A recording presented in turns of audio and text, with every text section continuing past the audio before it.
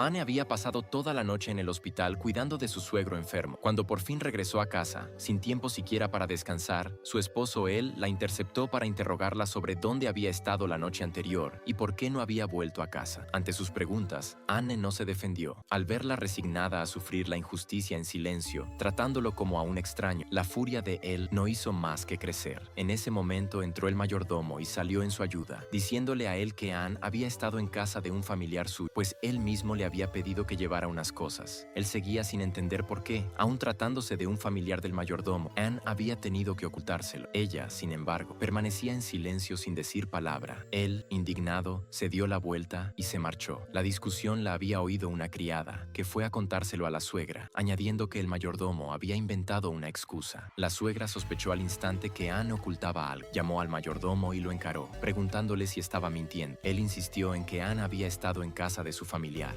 Entonces ella cogió el teléfono, llamó a ese familiar y tras preguntar, supo que Anne sí había ido, pero varias semanas atrás, no la noche anterior. La suegra, satisfecha, creyó tener a Anne entre las cuerdas. Enseguida invitó al familiar a la casa y llamó a él para que regresara. Al poco tiempo, el familiar del mayordomo llegó y con los cuatro reunidos, declaró que Anne no había estado allí. Al verse descubierta, él volvió a preguntarle dónde había pasado la noche. Anne respondió, no puedo decirlo. Él, sintiéndose profundamente irrespetado, estalló y le pidió el divorcio allí mismo. Acto seguido, llamó a su abogado para que le preparara el acuerdo de divorcio. La suegra, al conocer la noticia, se alegró enormemente. Por la noche, él trajo el acuerdo a casa y lo puso delante de Anne para que lo firmara. En ese momento, la suegra entró en la habitación y dirigiéndose a él, le dijo, ayer Anne estuvo conmigo, le pedí que me hiciera un favor y como no quería que te preocuparas, le pedí que no dijera nada. Aunque él no entendía por qué su madre hacía eso, le creyó. Anne, igualmente desconcertada, no comprendía por qué su suegra, que siempre la había tratado mal, ahora la ayudaba. Más tarde, Anne fue a preguntarle a su suegra, y ella respondió fríamente que no la ayudaba a ella, sino que lo hacía por la estabilidad de la familia. En realidad, la verdad era muy distinta. Una amiga de Daisy que trabajaba en la empresa de él había visto por casualidad el acuerdo de divorcio y lo había copiado para Daisy, quien a su vez se lo había entregado a la suegra. Al leerlo, la suegra quedó consternada, pues él ofrecía transferir a Anne el 10% de las acciones de la empresa, lo que significaba que Anne se convertiría en accionista y recibiría una enorme fortuna. La suegra no podía permitir que eso ocurriera. Entretanto, la salud del suegro había mejorado y por fin volvió a casa. Anne, al verlo regresar sano y salvo, se sintió tranquila, pero su relación